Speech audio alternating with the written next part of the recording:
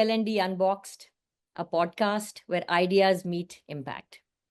I'm your host, Ujjwal, a passionate HR strategist with about 30 years of work experience, having worked at the intersection of leadership development, talent strategy, and organizational effectiveness across the Asia Pacific region. And now also a strategic advisor with Stratbeans, where we design and deliver high-performing digital learning solutions which help organizations grow. So if you're a business leader or a corporate trainer or a CHRO, instructional design, or just curious as to how people grow in the workplace, this is your space to explore bold ideas, real-life strategies, and powerful stories coming from CXOs across the leadership and learning landscape. So, folks, this is our first episode, and we are calling it Cobots with a Cause, because let's face it, AI era isn't just about humans versus machines. We think it's about humans with machines, right? And if we do this right, the partnership can actually reshape not only how we work, but why we work as well. So today, we are diving into one of the biggest shifts shaping the industry, right? As AI and information and automation weave deeper into the workspace, talent strategy is no longer just about hiring and upskilling. It's about rethinking how humans and machines can collaborate, right? So to unpack this future forward space, I have a very special guest with us, Samir Shah, Vice President with Hewlett Packard, and the absolute powerhouse behind HP's personal systems in Greater Asia. So Samir's journey is nothing short of legendary. 30 years with HP, spanning leadership across printing, computing, and innovation across the Asia Pacific and Japan region. And I know, because Sam is a friend as well, that he leads with purpose, builds a lot of clarity across his teams, and believes in empowering them through technology. So he is the perfect voice for today's episode for us. Samir, thrilled to have you here. Welcome to the show. Wonderful to be with you on this podcast, Ujjwal. And thanks for a lovely introduction. Uh, uh, I think the topic is great and couldn't have come at a better time. There's so much happening around us, and there's so much which is on people's mind that often, it's important to have a conversation on this such that you bring about clarity on what's happening. So wonderful to be with you on this topic today. Awesome. Awesome. And I know you're a firm believer and you're doing a lot of work around this, Samir. And that's why I thought you would be the perfect voice for us to launch this series. And, our first topic is very relevant to what you've done. So let's get started and, start at the core, right? There is a lot of chatter today that AI is going to replace jobs, right? But I think both of us know that it's slightly different. The perspective can be slightly different, that it's not replacement, it's realignment, right? So from your lens, Samir, I mean, how do you view the evolving relationship between people and AI? And do you think the fear is valid? I mean, or are we looking at a more collaborative future? Well, absolutely, Ujjwal. I think this is one question I'm sure it's there on everybody's mind, even though they may not have, they may not be asking aloud. But I think you said it at the beginning, and I heard you say that it's not about humans versus machine or humans versus technology, it's human versus with technology. And that's so profound. The reason is because today, if you look at the biggest constraint people have is time. They only have 24 hours. Yeah. And you talk to anyone around you and you ask them, I want to talk to you. The first reply is, I'm busy. I think today the constraint that people have in terms of time is imposing a lot of challenges, is imposing a lot of limitations. I think what technology is going to do is essentially is going to augment human capacity. It's going to help free up time, free up bandwidth for our people.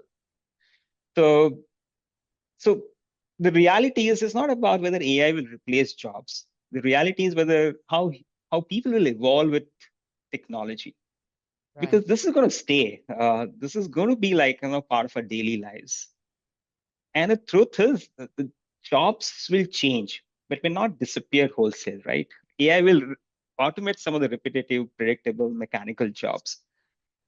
And the reality is the AI models are based in the past. But when you look into the future, the humans cannot be replaced over there when it comes to judgment, creativity, or for the matter, empathy. So to me, the way I'm looking at it is, while AI may not take your job, but the people who knows AI for sure will take your job. Right. So that's how I see it, based on how we seeing technology helping, us on a day-to-day basis. Yeah, rightly said, Samir. That's why, I also personally believe it's about realignment, right? We have to work with technology and we have to learn to work with technology, right? Because Correct. the future of work isn't just about technology. It's also about talent readiness, right? There's a lot of conversation around talent readiness. Are we as Yeah. leaders, investing in that? So if I were to, just further our conversation and say, what do you believe, Samir, are the critical, some mindsets and skill sets needed to, that leaders need to cultivate in their teams, not just to cope with this change, but to thrive in this whole AI powered ecosystems that we are all in now? No, absolutely. I think if you think of it over the last 100 years, all the transformations, all the innovations which have happened, they've been they've been nothing short of transformative. I think yet again, we are at this very important juncture in our lifetime where we see a intersection of two mega trends, hybrid and Yeah. AI. Yeah. Now, even before COVID hit, people were talking about the blurring lines between work and personal life. People said, people want to work the way they live, they want to live the way they work. I think what COVID did was it just accelerated that, and today hybrid has become a norm. I think now what has happened is now we have this intersection with AI. But that's bringing out a very important human truth. I was reading this article and it kind of resonates with me, that when people love what they do at work, work doesn't feel like work. Uh, So and true. to me, Really. Yeah. and to me, that's the future of work. Future of work is not about technology, but it's about using technology to bring out the right potential in you. One of the strategy that we are working on is how do we ensure that employees find their jobs fulfilling? And fulfilling doesn't mean just job satisfaction. It's more about how do you connect with the work that you're doing, and how do you feel that whatever you're doing is bringing about an impact. And there, the technology really, really comes, right at the forefront. In fact, we've seen a lot of research where we see people who use technology, they have higher employee engagement index than people who do not. Yeah. So there are enough and more proof points around the fact that how the future of work is going to evolve, more so in the context of two mega trends that we see. Uh, Now, of course, the fact that lots changing, I think as leaders and as even for the team, the mindset also has to change. So it's not going to be any more about, in the past, the the thought process was one has to be very perfect, and making before you need to have perfect set of data before you decide. I think that's not going to be the case. It's not about certainty. It's about more of curiosity, right? The second is there's so much happening around you, so many changes happening around you, and AI is going to be disruptive. You need to be bold enough to, you know, uh, take this in your stride and drive this change management. Avoiding change is not an option. Yeah. Avoiding change is more of risk management. This is more about change management. And third, I think what's going to be very, very important is the emotional intelligence which the leader brings. Because with so much happening around us, there's going to be a lot of ambiguity. There's going to be a lot of misplaced trust.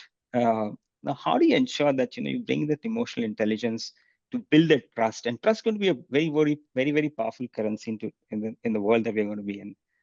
But that's essentially is what's going to bring out the best in people. So to me, it requires a different mindset to lead this change, and it's not only at the leadership level, even at the employee level. It's very, very important that they keep themselves abreast on what's happening in the technology space. The technical literacy and fluency is going to be absolutely critical. So yeah, I mean, a lot happening, but I've always believed that necessity is the mother of invention sometimes, So some of the things which are happening around us is also forcing people to think, how do I lead, with a purpose, and how do I not lose the fabric which is required in the organizations? Yeah. Great point, Samir. I mean, I love the way that you said that, you have to be brave enough to embrace the change, right? And I think those are the ones who will distinguish themselves from the rest, right? And in organizations, I mean, you manage a large group and your remit is pretty large in terms of geographies as well. So you said a lot in terms of building trust, right? I couldn't agree more because I personally believe that leadership is all about trust. You can be an inspiring leader, you can be great at your work, but if you don't have your teams trusting you, you know, you've kind of lost half the battle already. So in from your lens and from your remit, I mean, are there any specifics that you or the other leadership you think are doing in building specific capabilities across, let's say, I don't know, Singapore, Australia, New Zealand, Japan? Because I think leadership maturity and technology adoption, they move at a different pace in different geographies, right? Even within the same organization, I would say. So is there anything you think you guys are doing specifically? We are. I think and the differences there are similarities. When you look at the construct of Asia, look at different countries. So you're right. I mean, some countries are ahead in the maturity curve. Yeah. Whether it's infrastructure, whether it's government policies. So some countries are really ahead, and some countries are picking up. But I think the countries which are picking up, that the pace of pickup is very, very fast. As you see some of the countries in Southeast Asia, they're leapfrogging in digital transformation. In fact, very interestingly, there was an IDC study done some time back, and when they polled the CIOs and CTOs on the top 3 priorities. And globally, the top 3 priorities which the CIOs and CTOs mentioned were: number 1 was security, sustainability, and of course, AI technology. Flip to our part of the world, AI and technology was right up the stack. May come across as counterintuitive, but it is not, because some of these countries are really, as I said, leapfrogging in digital transformation. The digital stack which some of these countries have is far more advanced than anywhere else. So you're right, there are some changes between different countries. But to me, where the technology is today, is about ensuring that we try and bring everybody together. So when you talk about the AI readiness framework, it's extremely critical that, whether we have employee in Indonesia versus employee in Australia, we ensure that they are the technical fluency about, what AI can do to the job is at the same level. So we're not distinguishing on that front. I think what happens is when you go and talk to your customers and partners, it could be a little different. Yeah. So I think to me that there are 2 parts to it: the internal readiness and then an external part of it. The internal readiness to me, I think for us is a very clear thought process that we want to ensure that our internal readiness framework is uniform across all the countries. I think what's going to be very different is how we go and approach our customers and partners. And there it could be a little different, because some customers could be far ahead in their adoption of AI and technology. Like some customers I've met, they already have multiple agents, multiple large language models running behind in their organization, and some are really catching up. So there are always going to be a different spin there. So that will require a very different approach, meaning how you train your sales, will be a little different depending on where their customers are in their tech adoption cycle. But internal readiness, I think we have a very holistic framework, starting from making sure people understand technology. The second is understanding the use cases. The third is experimenting yourself, because nothing is like, more believing than trying yourself. So we do have this series called Garage 2 as part of the Garage 2.0 initiative, where we invite tech startup to come and talk to our people every 2 weeks about the new solutions and new technologies. And that's the best way to learn, because when they come and talk about the solution, and solution which will sit on the client, it becomes so much easier for people to comprehend. So that readiness framework is being rolled out, like, for us across all the countries.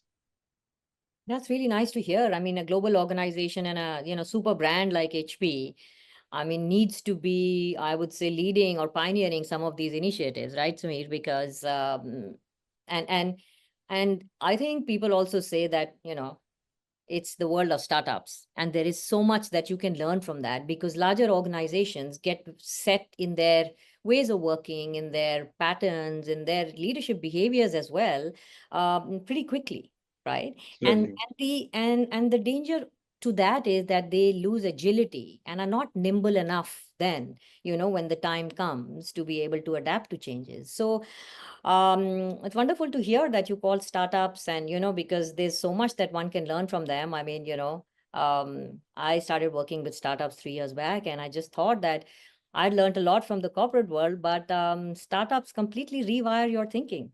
Oh, absolutely, 100%. I mean, the thought process and the way they're using technology, it's really, really fascinating.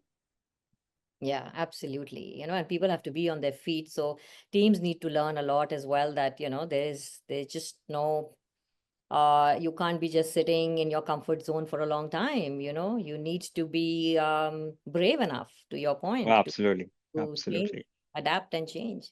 absolutely. Yeah. Okay, so let's talk a little bit about trust, Sam. You mentioned about trust. Let's talk trust. So AI runs on data, right? Mm. And according to me, and not according to me, I think this is very generic, that data without empathy is quite dangerous, right? So and because I'm a L&D and HR practitioner, I do want to know from you that, from that lens, from a people lens, how can leaders actually ensure that AI is not amplifying bias, right? But instead, it is deepening and building inclusivity and psychological safety at the workplace, because that's really important for our teams, isn't it? Well, that's a very uh, a powerful question. I agree with you completely. And there's no easy answer to this, but uh, I'll tell you what a leader should do and what we are doing. I think it's all about fostering a culture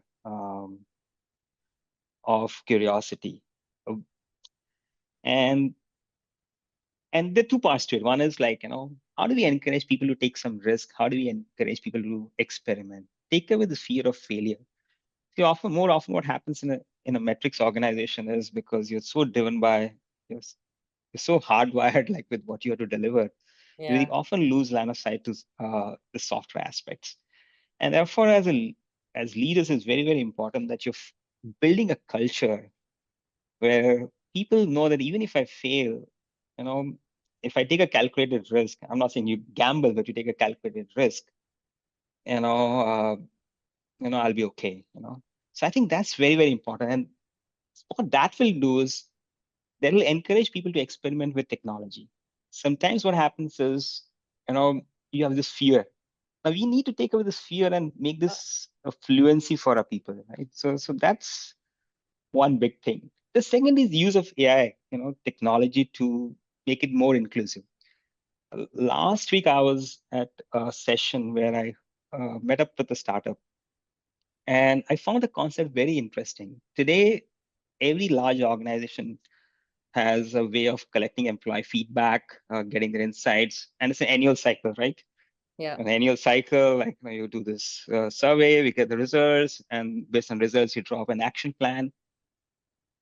And the startup said there's a the paradigm shift we want to bring about. Why does it have to be an annual survey? Why can't be an active listening every day? Which is true. Like, why does it have? Why do we have to wait only for the month of June to get to hear Yeah. what our For a employees are full for saying? a full year. Yeah. Yeah, full of full year. And second, why does it have to be like, at the same time? Why can't we at like, person's anniversary, say, why does it have to be all at the same time? Why can't we at different times? And that's so profound because what happens is when you use technology to get these insights, to when you hear of people on a regular basis, what you do then from a execution standpoint is far more inclusive than what you'll do otherwise. And the impact which you then bring about is much larger. So it's also about like using technology to gather insights, but at the same time use the insights to drive an impact. And when you start doing so, I think it becomes a lot more inclusive. People will see then, that the AI or technology is being used to better the environment or to drive better decision making for business. So it's all about demonstrating that part, while creating the safety net, for people. Because I understand, like, what would be on people's at the back of the mind that, what if my job is going to be taken over by AI? Like, what will happen? But it's not about that. It's all about like, how do you use this to like, to drive better decisions, like, depending on the job that you're doing. So whether you're a salesperson, whether you're a product manager, there are different parts of your job which will require use of technology, and then the technology can really help you improve the way you've done it in the past. So yeah, I mean, it's more of, one is the culture part, the second is use of technology to demonstrate that you can actually make a bigger impact if you use it right. And that's how you build trust. That's how like people get confidence about, yeah, this technology can be a real enabler for me and not something which is going to pull me down. Yeah, I mean, nothing like actually doing it. They say do Absolutely. it, and rather than just talk about it, you do it, and people see you doing it or see enough examples in an organization, which builds that confidence. So that part I couldn't agree, more with.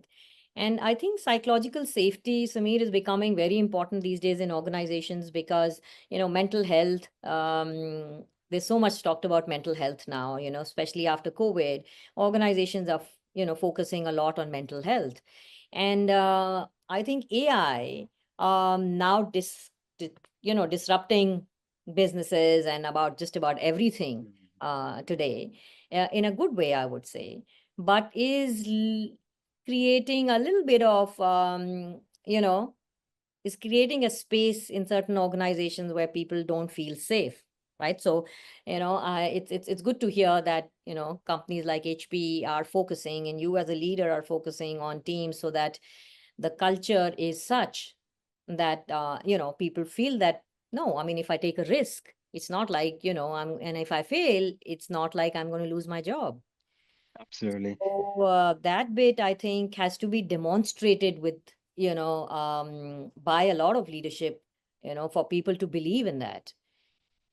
And therefore, empowering our people with the right tools, right technology becomes very, very important because it can't just be a talk. You have to then really ensure that you're equipping your team with the people with the right tools, right technology, which will then really bring out the best in them. And mostly in the context of hybrid setup, sometimes you're at home, sometimes you're in office. Now, how do you have technology like which doesn't put you at a disadvantage? How do you ensure that like you're able to do the same quality of work at home as you do at work? So, so to me, their technology becomes a big, big enabler. And this is where I think seeing is believing as people start using technology.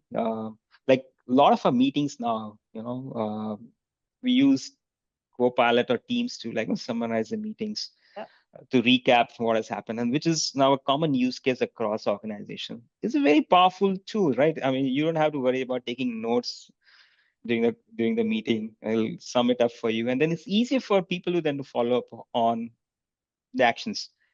So there are, you know, very distinct and visible use cases which are right in front of us. So, and this will evolve. My feeling is this is like drawing a parallel with what happened in the phone industry when the first iPhone came out. There are only 40 applications. But now you look at there's like millions of applications to Right. choose from, and I think that's going to be a journey even for AI as more and more applications come, whether it's on the cloud or at the edge or behind the firewall. You'll have like a lot of agents, a lot of things to choose from. And this is where you see when we talked about the startups, the fact that there's so many startups, they're working on different use cases, different agents. It's just a proof point that this is the start of a journey, and the best is yet to come. Yeah, absolutely. And I also keep thinking that I mean the younger generation. I mean, you and I both have kids, almost the same age, Samir, and I feel Right. that their um, you know, how agile that generation is and how quickly they are, adapting to the changes in technology, right? And I don't know if the older generation is doing exactly the same, or some part of it, because these younger generation kids are at an advantage because they're born with Absolutely. technology. Like people like you and I were not born in when Absolutely. technology was so advanced. I mean, so I just feel that also in organizations where the older workforce is also needed, right? Pretty strategic. There needs to be probably a little more effort, for their psychological safety, because those are the ones who feel threatened a lot these days by the younger generation, because younger generation is running with technology like, you won't believe. And Absolutely. and AI for them is like, so normal and natural. And, for them to use Chat GPT or Granola or DeepSeek or anything like that, it just comes so naturally rather than the older workforce. So any thoughts on that, Samir, on how the older workforce should adapt? No, I think it's boils down to the organization. I think it's more about making sure that as part of your future readiness framework. Yeah. See, when we talk about we want to have a future ready workforce, the future ready workforce is not a singular thing. It's not about just the younger generation. The workforce is going to be multi-generational. Now, in a multi-generation environment, whatever you do, as part of a framework should encompass, everybody. Uh, so while younger generation may be fast in adapting technology, the inertia could be a lot lesser. But the thing is, we need to have a framework in place which allows everybody to be reskilled on this front. Yeah. And therefore, like now, at what we do is essentially the same thing. Our framework is ensuring that everybody is up to date on what's happening in the technology space, the different models that we have, and what we try and do is we try and use personas. And when I say what personas, what I mean is if you're a salesperson, let's say, how would a day in a life of a salesperson change with the use of technology, right? Now, as a salesperson, the first thing that you do is, when you start the day is if you're meeting a customer in the afternoon, you would try and do a research of what the customer's industry is all about, what is his business, and so on and so forth. Now, there's so much of research work which is required. In the past, it will be a very cumbersome task. Now, can we use technology to do so? From from day you start a day to engaging with the customers. Now, there are tools which can be a coach for you as you're talking to your customer. So, just as an example, if I'm talking to you, it'll prompt me like what my next question should be, based on how the conversation is going. It's all about enhancing productivity. It's all about making sure that as a salesperson, you become more successful. And you look at any persona, different personas, different generations which exist. The common threads of doing a job are the same. So that's what we're doing now. We're making it real for our people. It's not only about just literacy; it's also about how do you make it real. And making it real would mean like, you really have these applications and agents which you see and say, yeah, this is really making a difference for me. So yeah, I think in more in a setup like ours, where it's always going to be a multi-generational workforce, there has to be a holistic framework, which ensure that everybody is coming on board this tech journey. Absolutely. Absolutely. It has to be one which kind of makes sure everybody's on the same boat and everybody's moving at the same speed. And that's how organizations grow. So, Yeah. I'm glad to hear that. So, you mentioned curiosity a number of times, right? And having known you, I know that, you often speak and believe in the power of curiosity, right? So, I want to know, how do you keep curiosity alive in a large organization or in a large high performing team like yours, where, there's a lot of focus on efficiency, and efficiency can often overtake exploration, right? Because we are all, as organizations, we want to be efficient. The larger the organization, the more the focus on efficiency, right? So does it still allow for exploration, and do you think you can balance scale with soul, if I have to say? And how do you Yeah. do that? I read this somewhere. The reason I'm laughing is I read somewhere. I'm just trying to recollect the quote. I think quote was, it was someone said this, that efficiency without curiosity is automation. But Yeah, efficiency coupled with technology could be innovation. that's And it kind of fascinating. stuck with me. Uh, and Okay. the reason is because, like, if you look at these efficiencies which come about, that's because of the models which are there. But the models learn from the past. They don't predict the future. Yeah. So while models can help you scale, but to look into the future, you still need people's imagination and creativity. And that's where the human potential comes into play. Those things cannot be done by machines. So they can take away those mundane jobs, one which is very predictable, very mechanical. But it'll be hard for machines to replace the other aspects of humans, which is creativity, exploration, curiosity. So the way I would think is that efficiency when we drive should free up people's bandwidth, should help us get more time Take more such that time we to, yeah, yeah. correct. But it should not limit our imagination. Uh, so the way I think about this is two parts. One, as I mentioned earlier, we need to build a culture where you take away this, where you're encouraging people to take risk and taking this fear that they'll get punished if things don't work out. So that's very, very important because that will drive the culture of driving innovation.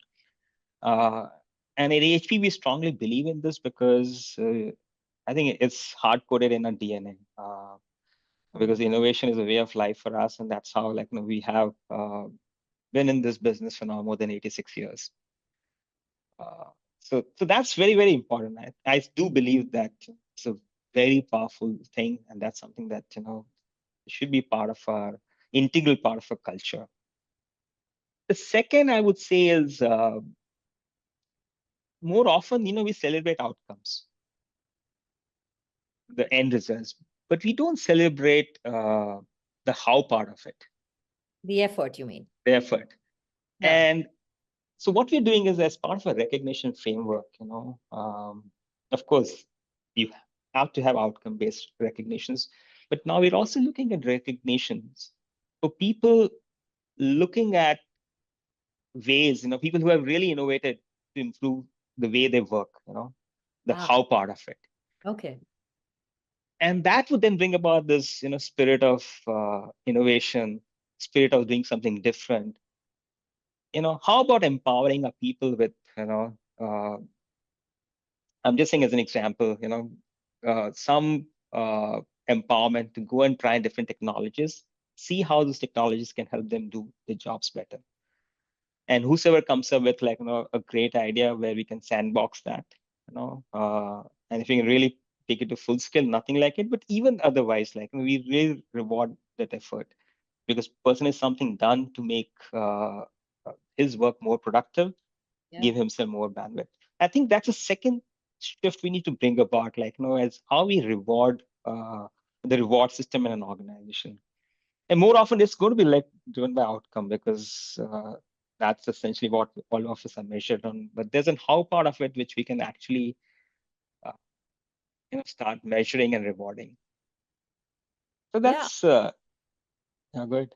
Sorry. I agree with you because I just feel that, like I said, organizations have become so set in their ways, right? So how you reward performance, how do you evaluate performance? They have been going on for years and years, and a lot of organizations are very set and haven't changed, right? Correct. That's where the nimbleness is needed because while we are all measured on KPIs or KRAs, etc., right? There should be something called as a blue sky zone, right?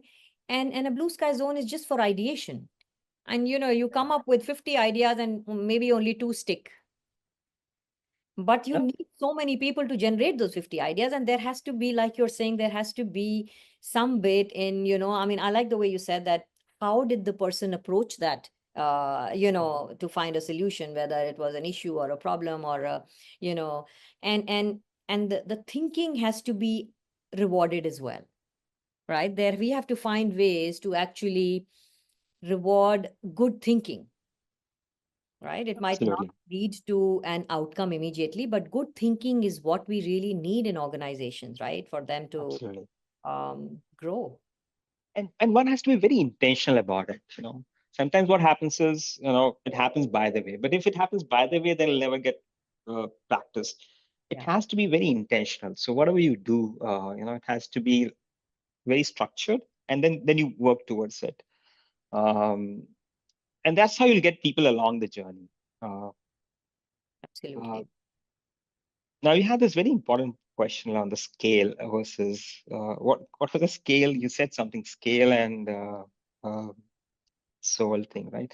Did I say how do you balance soul and Yeah, something. Yeah, scale with soul?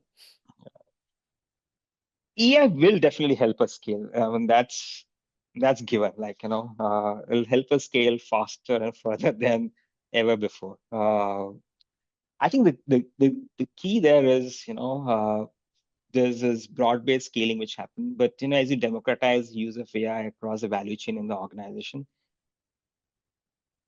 it'll become more personalized. So let's say if you're in a finance department, the use of technology could be a little different from then versus if you're in investor relations versus like you're in your product management team.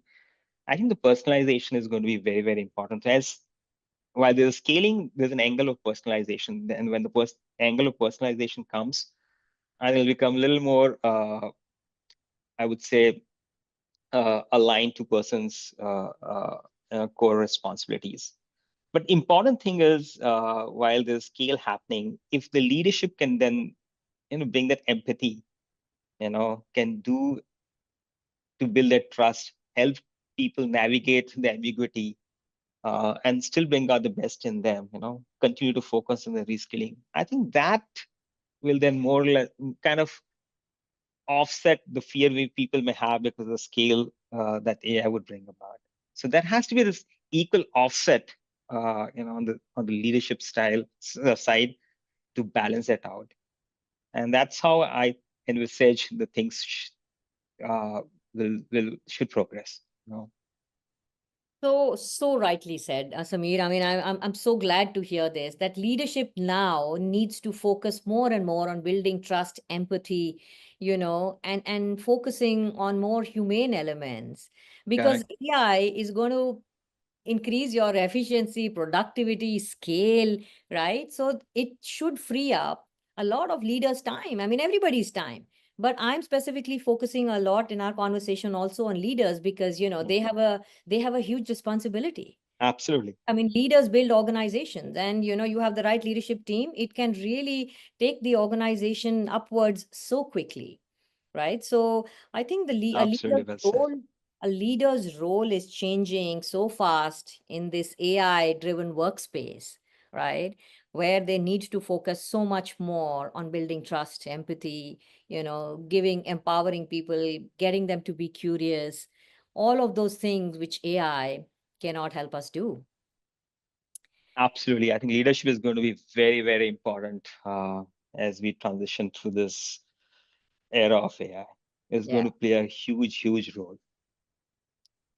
Okay, so that brings me to our last question. I'm mindful of your time, Samir. So, in this podcast. So, if you have to give like one bold nudge to, business heads, CHROs, chief learning officers, what is the one thing that you think they need to focus on or do in the next 12 months to get their talent ready, or in this AI talent race? I mean, what is it that they should focus on? I would say, as a business leader, I think you have to lead the movement. You have to be a catalyst here to drive this transformation. To your point earlier, the leaders are going to play a huge role in this journey. So the leaders have to play a role of a catalyst to bring about this transformation. And this, as I said, it's not a switch on, switch off. Like, it's a journey. So you have to start investing in in the reskilling, future readiness of your team, and empowering them with the right tools. And that would mean, like, democratizing use of AI, across the chain. So I think we should look at, embracing the change, the technology, rather than walk away from it, and see how we can harness the power of technology to bring out the best in our people, and to do better things for our business. It's more about talent evolution than, like, anything. And leaders are going to play a huge, huge role. So if I were to say one thing, I would say, like, be a catalyst. I mean, this is a time where, like, uh, when the rubber hits the road and is a true litmus, we have to really help Yeah. people navigate this change. Yeah. Big responsibility, isn't it? Absolutely, absolutely, And, absolutely. again, like you had said, I think leaders need to be brave enough as well and embrace this transformation with the responsibility that they carry, navigating themselves and helping their teams navigate through, all the nuances of this disruption that AI is causing. So wonderful. Samir, it's been eye opening, and it has been absolutely wonderful to hear your thoughts and your insights on what you are doing, what your organization is doing. And I think that a lot of what you said, your insights have helped bridge a gap between, business performance and also people empowerment, because you spoke a lot about empowering teams, right? So it's been both practical and it's been inspiring. And I want to thank you so much for coming on the show, spending time, and doing full justice to the topic that we had today. So thank you so much, Samir. No, wonderful, Ujjwal. I think thanks for inviting me. For me, also, it's a very good conversation, because sometimes what happens is when you talk, it also triggers a lot of thoughts. So I really enjoy the conversation, and I'm sure, like, as I said in the initial part of my conversation, there is so much happening around us. And the one thing which is constant, I mean, changes will happen.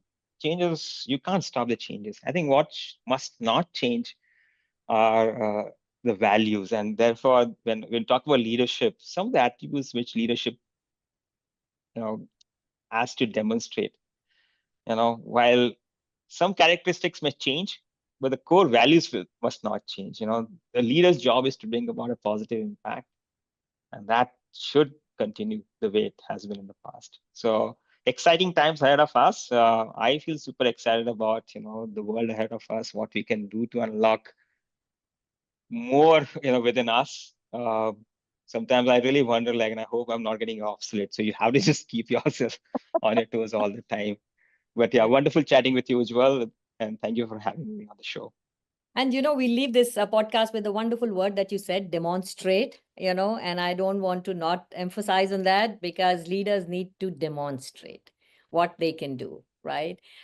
Leaders speak, which is great, but leaders demonstrate, that's even better, right? So, to our listeners today, we hope that this episode has made you rethink a little bit about your AI strategy as more than just a tech upgrade, but a talent opportunity, right? And thanks for tuning in to L&D Unboxed. Until next time, let's keep reimagining the future of work one cobot at a time. See you there. Thanks, Samir. Thank you. Thanks, Ujjwal. Thanks. Cheers. Yes.